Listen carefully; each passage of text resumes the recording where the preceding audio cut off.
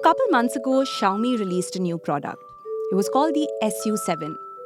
Now, this wasn't a smartphone or any other gadget that you would have otherwise associated with the Chinese company. The SU7 is actually Xiaomi's first ever electric vehicle. Now, this is a major milestone for Xiaomi. For starters, people have been pretty excited about the Chinese phone maker's first ever EV.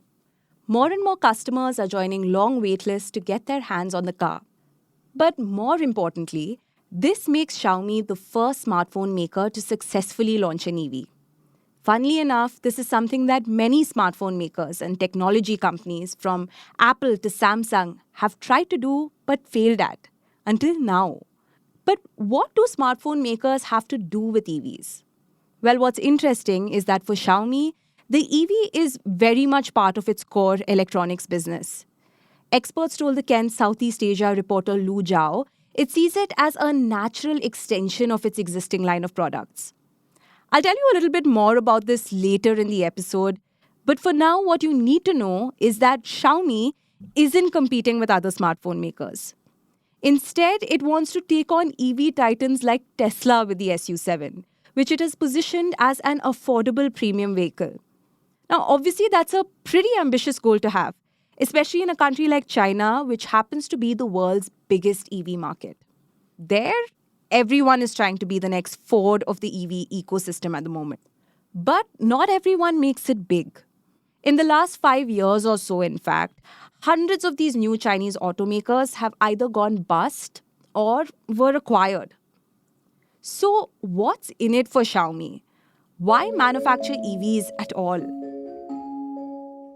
Welcome to Daybreak, a business podcast from the Ken.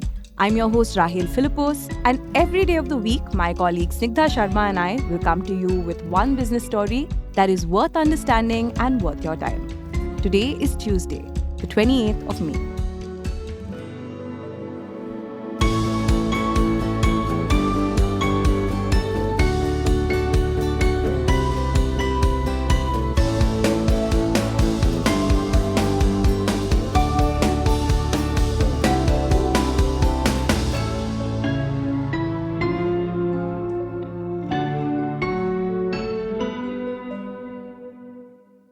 One of Apple's worst-kept secrets was its driverless EV project. It was nicknamed Project Titan, and it went on for about a decade. The company is rumored to have invested billions of dollars and human resources to build this car.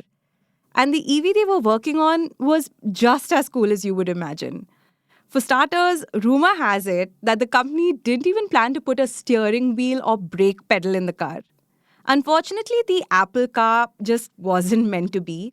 The company reportedly shut down Project Titan just this year. Now, the reason I'm talking about Apple's failed car project is because Xiaomi had announced its plans to enter the EV market around the same time as Apple. And other tech companies also followed suit, including one of Xiaomi's biggest Chinese competitors, Huawei. In fact, around the same time as Xiaomi, Baidu, a Chinese search engine operator, also launched a new AI-powered EV. But what's with these tech companies and their interest in launching EVs? Well, let's take a look at the Xiaomi example. It launched as a budget phone maker in 2010, but over the years, the company has launched a huge variety of products other than smartphones. We're talking TVs, tablets, security cameras, kitchen appliances, even vacuum cleaners. When you think about it, what ties all these products together is Xiaomi's OG offering, the smartphone. It's what the company calls Smart Life ecosystem. It's a lot like the Apple ecosystem, where Apple ensures that your iPhone, Apple Watch, AirPods, HomePod, and MacBook connect seamlessly every single time. Samsung has its own version of this, as does Google, or pretty much any other tech company. It would look a little something like this. So when you wake up in the morning, your Xiaomi speakers play your favorite song. Right after you leave for work, your Xiaomi Robo vacuum cleaner is programmed to thoroughly clean your floors.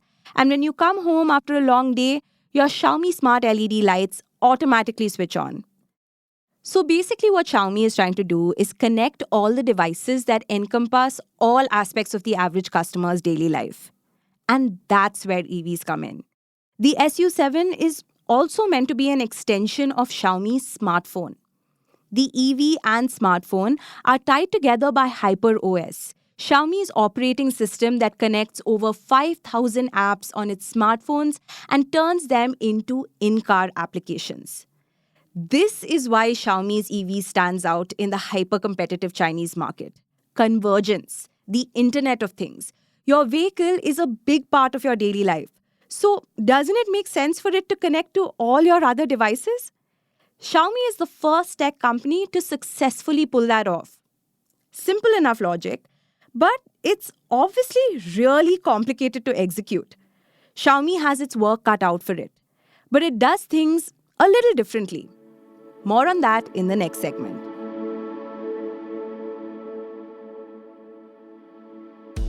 Hi, I'm Aksha Chandrasekharan, and I host the Kent's Early Careers podcast, The First 2 Years. It is meant for people in the 18 to 25 age group who are starting off in their careers. It's a new podcast, and a whole bunch of us have come together to make it happen. Podcasting is truly an ensemble act. By virtue of working together so much, we have all found a camaraderie. And I got to learn so much in my time as a podcast host. In fact, there are studies after studies saying that this is not a unique experience. The top reason behind job satisfaction is having a work best friend. You stay at the company for longer than you normally would. You go the extra mile at work if it's your friend headlining the project. You're less likely to call in sick at work if you have a work best friend. It's almost like a best friend at work is a gift that keeps on giving. Still, one of the most common pieces of career advice we've all received is to resist the temptation of turning your colleagues into friends. Keep it polite, keep it impersonal, and definitely keep them at an arm's length. Why? I was just as curious. So in the latest episode of The First 2 Years, we find out all about the messiness of work friendships. The link is in the description. I hope you like it. Now, over to Rahel.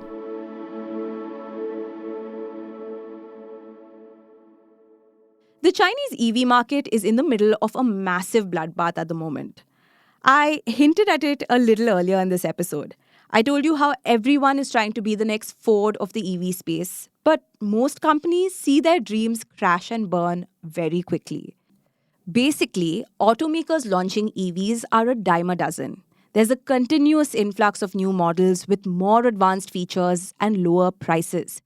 So in a market this competitive, how does Xiaomi expect to make a mark? Well, for starters, it wants to sell its EVs just like it sells its smartphones.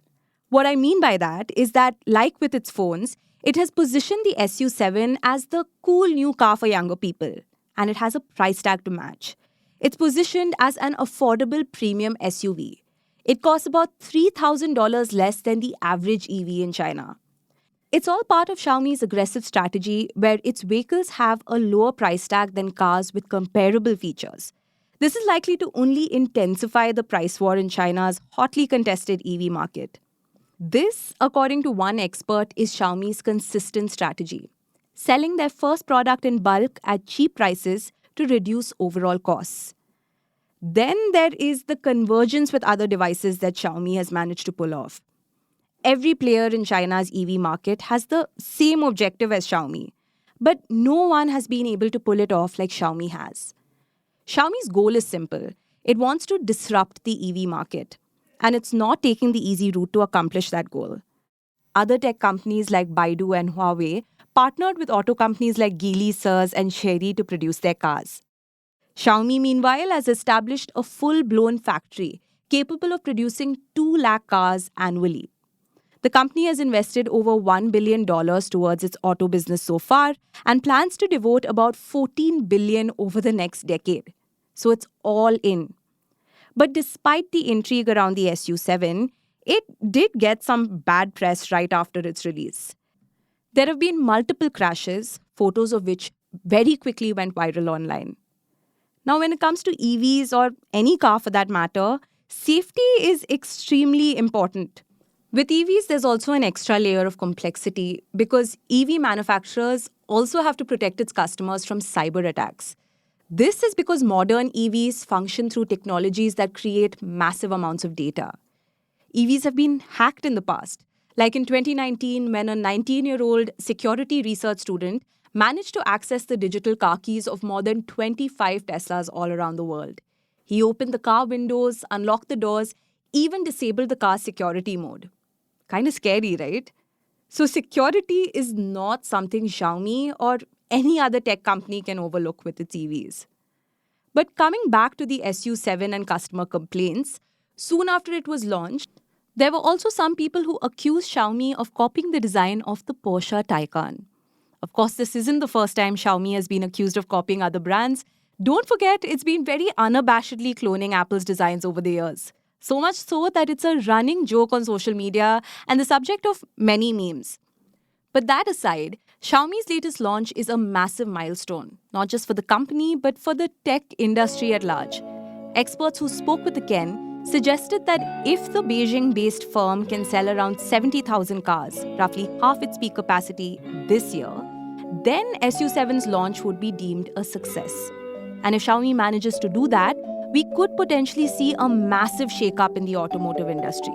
Because if Xiaomi can do it, then what's stopping any other tech company from launching its own EV?